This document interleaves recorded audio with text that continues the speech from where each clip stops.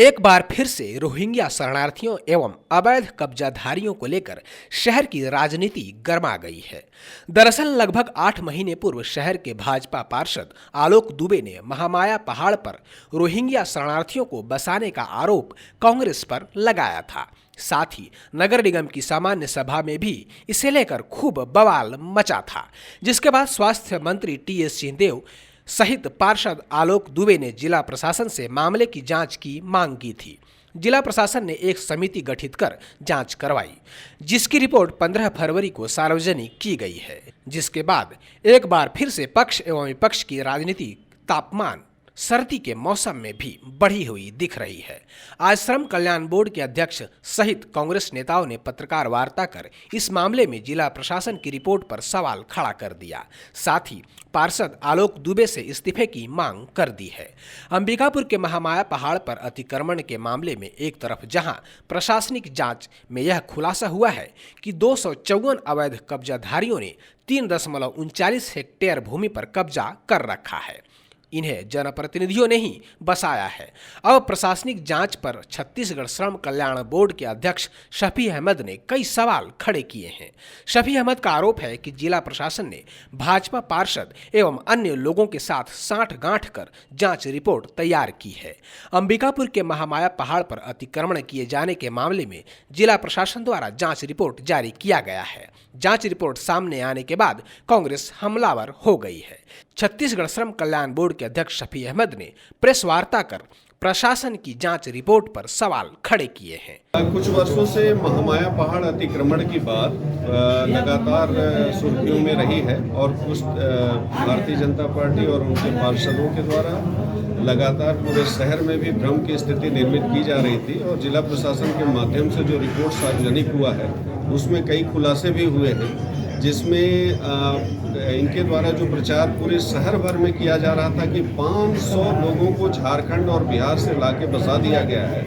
तो इस रिपोर्ट के माध्यम से भी ये खुलासा हुआ है कि 254 अतिक्रमणकारी पाए गए हैं। जो 500 की बात इनके माध्यम से की जा रही थी वो झूठा और निराधार था। दूसरी बात यह है कि जो आरोप लगाया गया था कि एक जाति विशेष के लोगों को वहाँ बसाया गया है, जांच रिपोर्ट में और मेरे पास जो रिकॉर्ड है कि 2016 में जो अतिक्रमण पंजी है उसका रिकॉर्ड जो राजस्व विभाग का और वन विभाग का जो मैं आप लोगों को उपलब्ध भी करा रहा हूँ, उसमें लगभग 133 बहुसंख्यक 130 बहुसंख्यक वर्ग के लोग और 88 अल्पसंख्यक समुदाय के लोग पाए गए हैं। चौथा ये है कि जैसे जो अभी वर्तमान में जिला प्रशासन के माध्यम से रिपोर्ट प्रस्तुत की गई है उसमें ये बताया गया है कि 3.39 हेक्टेयर भूमि अतिक्रमण पाया गया, जबकि 2016 के रिकॉर्ड में जो अतिक्रमण पंजी है उसके आधार पे शायद अगर मेरे से त्रुटि न हुई हो तो 3.39 हेक्टेयर से अधिक भूमि अतिक्रमण बताया गया है। यानी अभी वर्तमान में अतिक्रमण में गिरावट आई है, कमी आई है, वहाँ पे अतिक्रमण मुक्त कराए गए, ये भी उससे परिलक्षित होता है। जिस बात को जिला प्रशासन के माध्यम से कहा गया है कि पूर्व सरपंच और पार्षद और शफी अहमद के द्वारा वहाँ कैंप लगाकर ration card, voter ID card और आधार कार्ड बनवाया गया है, तो कैंप लगाने का काम जिला प्रशासन का है। दूसरी बात यह है कि जनप्रतिनिधियों की जिम्मेदारी जवाबदारी है कि शासन की जितनी योजनाएं हैं और दूसरी बात जो व्यवस्था बनी हुई है उसका ज़्यादा से ज़्यादा लाभ नागरिकों को मिले। भारत सरकार के द्वारा भी ये निर्देश है कि देश के किसी भी प्रांत में कोई भी व्यक्ति रहता हो तो उसको राशन दिया जाएगा। उसी तरीके से आधार कार्ड में यदि वो किसी राज्य से आता है तो उसमें भी बदलने का उसको अपना आवेदन देने का अधिकार है। कुछ महीने पहले भाजपा पार्षद आलोक दुबे ने गंभीर आरोप लगाए थे कि वोट बैंक के लिए कांग्रेस ने महामाया पहाड़ पर लगभग 500 विशेष समुदाय के लोगों को बिहार और झारखंड से बुलाकर बसाया है। अतिक्रमणधारियों में रोहिंग्या भी शामिल है। इस मामले में भाजपा पार्षद ने जिला प्रशासन से जांच कर कार्यवाही की मांग की थी। देखिए, मैंने जो आरोप लगाया था मुझे इस बात का गर्व है कि मैंने प्रशासन के समक्ष जो दस्तावेज के साथ आरोप लगाया था, आज प्रशासन के जांच रिपोर्ट में इस बात को प्रशासन ने प्रमाणित पाया है कि जो अंबिकापुर का महामाया पहाड़ क्षेत्र है, जहां पर वन संरक्षित नजूल और शासकीय भूमि पे 254 लोग ऐसे पाए गए जो अतिक्रमण करके नियम विरुद्ध रह रहे हैं।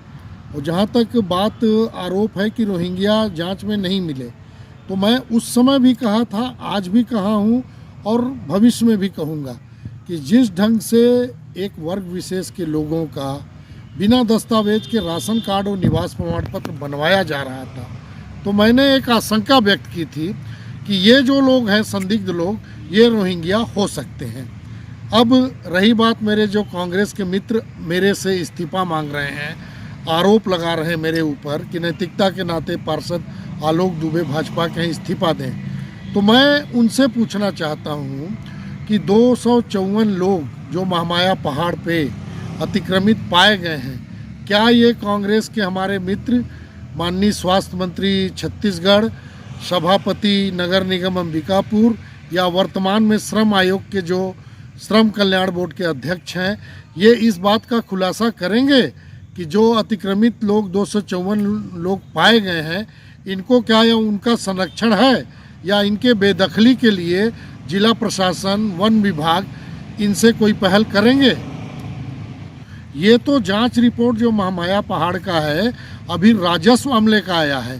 फॉरेस्ट की रिपोर्ट जिस दिन आ जाएगी, उसमें तो और बड़ा खुलासा होगा और जो अतिक्रमित व्यक्तियों की संख्या है, वो चाहे झारखंड के हो या बिहार के हो, ये संख्या सैकड़ों में जाएगी।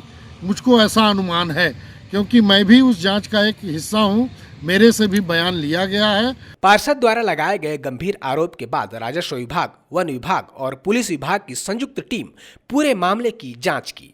जांच रिपोर्ट में खुलासा हुआ कि महामाया पहाड़ पर 254 लोग अवैध कब्जा कर रह रहे हैं। इनमें से एक भी रोहिंग्या मुसलमान नहीं है। इधर प्रशासन द्वारा जारी किए गए जांच रिपोर्ट में यह भी उल्लेख किया गया है कि 254 लोगों को पूर्व पार्षद, सरपंच सहित शफी अहमद द्वारा बसाया गया है। ये महामाया पहाड़ पे अतिक्रमण के संबंध में यहाँ के कई लोगों ने, जो अंबिकापुर के प्रबुद्ध नागरिक हैं, उन्होंने शिकायत किया था और कुछ जनप्रतिनिधि भी आए थे, उन्होंने भी इसमें लिखित शिकायत किया था कि अंबिकापुर में महामाया पहाड़ पे विभिन्न लोगों द्वारा अतिक्रमण किया जा रहा है अधिकारिता विहीन। तो उसमें राजस्व के लोग, पुलिस के लोग और वन विभाग के लोगों की एक संयुक्त टीम थी। उन्होंने बहुत ही विधिवत सर्वेक्षण करके उसमें जांच किया है और जांच करने के बाद जो रिपोर्ट अभी हम लोगों को प्राप्त हुई है, उसके हिसाब से लगभग 250 लोगों का उसमें अतिक्रमण पाया गया है और ये अतिक्रमण अवैध है, जिसमें बहुत सारे लोग झोपड़ी और इस तरह से घर बना करके कब्जा किए हुए हैं। इसमें 6 दल थे, 6 दल बने हुए थे अलग अलग, और उन्होंने सभी का बयान लेकर के रिकॉर्डेड स्टेटमेंट लिया है। और इसमें से कुछ लोग छत्तीसगढ़ के हैं और ज़्यादातर लोग छत्तीसगढ़ के बाहर के समीपवर्ती प्रदेशों के हैं, जो आकर के यहाँ अवैध रूप से बसे। अभी रिपोर्ट प्राप्त हुआ है तो उसको हम लोग परीक्षण कर रहे हैं कि राजस्व में कितने हैं, नजूल में कितने हैं, वन भूमि में कितने हैं और किस प्रावधान के तहत उसमें कार्रवाई हो सकती है, इसका अध्ययन किया जा रहा है। जिला प्रशासन ने जांच रिपोर्ट में कहा है कि सभी कब्जाधारियों का राशन कार्ड और वोटर आईडी भी जनप्रतिनिधियों द्वारा बनवाया गया है। कांग्रेस ने जिला प्रशासन की जांच रिपोर्ट पर सवाल उठाते हुए कहा कि जनप्रतिनिधियों द्वारा जिन 254 अवैध कब्जाधारियों की वोटर आईडी बनवाने की बात जिला प्रशासन कह रहा है, प्रशासन अपने ही बातों में फंस रहा है, क्योंकि वोटर आईडी कार्ड बनवाने का कार्य जनप्रतिनिधियों का नहीं बल्कि जिला प्रशासन का होता है। जो प्रशासन जिसको मालूम है कि जनप्रतिनिधियों की जिम्मेदारी होती है कि अपने क्षेत्र में लोगों का राशन कार्ड बनवाना, लोगों का आई कार्ड बनवाना, लोगों का आधार कार्ड बनवाना, प्रशासन के सहयोग जनप्रतिनिधि उसको प्रेषित करता है, रिकमेंड करता है। प्रशासन अगर देखता है कि उपयुक्त है, योग्य है, तब प्रशासन उसको हरी झंडी देता है और बनाता है। तो प्रशासन इसके लिए जिम्मेदार है। प्रशासन अपने जिम्मेदारी अक्षमता से बचने के लिए एक जनप्रतिनिधि को सामने रखा है। ये काम बहुत निंदनीय है। इसके खिलाफ मैं सभी भाई से भी बोला हूँ कार्रवाई करें और जितना तक हो सकेगा ऊपर तक मैं भी लुकूंगा कि अपने क्षमता को छुपाने के लिए जनप्रतिनिधि को सामने रखा जाए। कांग्रेस का कहना है कि प्रशासन के लोग ही पात्र नागरिकों का वोटर आईडी बनाते हैं, अपात्र व्यक्तियों का नाम वोटर लिस्ट से पृथक करते हैं। ऐसे में प्रशासन की जिम्मेदारी थी कि महामाया पहाड़ पर अवैध तरीके से रह रहे 254 लोगों का नाम वोटर लिस्ट से हटाए। कांग्रेस ने कहा कि भाजपा शासनकाल के दौरान 2016 से पहले 130 बहुसंख्यक और 88 अल्पसंख्यक वर्ग के लोग अवैध कब्जा कर महामाया पहाड़ पर बसे थे। बावजूद इसके जिला प्रशासन और वन विभाग के द्वारा पूर्व में कब्जा खाली नहीं कराया गया। भाजपा के पार्षद के द्वारा सामान्य कि रोहिंग्याओं को बसाया जा रहा है, 500 परिवार रोहिंग्या बस गए, ऐसा करके आरोप लगाया गया था। पूरा सामान्य सभा जिसमें कि शहर के विकास के मुद्दों की चर्चा होती है, उसमें इस तरह के अनर्गल आरोप लगा के और माहौल को खराब करने का एक प्रयास जो किया जा रहा है और बार बार इस तरह के बयान दे के और आरोप लगा के हिंदू मुस्लिम हो या हिंदू क्रिश्चियन जो डिफ्रेंशिएशन करके शहर का माहौल जो खराब किया जा रहा है, जबकि ये शहर इतना शांत है, एक दूसरे को सहयोग करके आगे बढ़ता है और हर कामों में सब मिलके सहयोग करते हैं। ऐसे माहौल को खराब करने की कोशिश मेरे ख्याल से उचित नहीं है और उनको अगर खबर में ही बने रहना है तो फिर मुझे लगता है कि उनको कहीं सेना वगैरह में भर्ती हो गया होना चाहिए था और देश की सेवा करना चाहिए था और वो ज़्यादा उचित होता देश की सेवा के नाम से, बजाय किस तरह के व्यवस्था फैला के शहर के माहौल को खराब करना।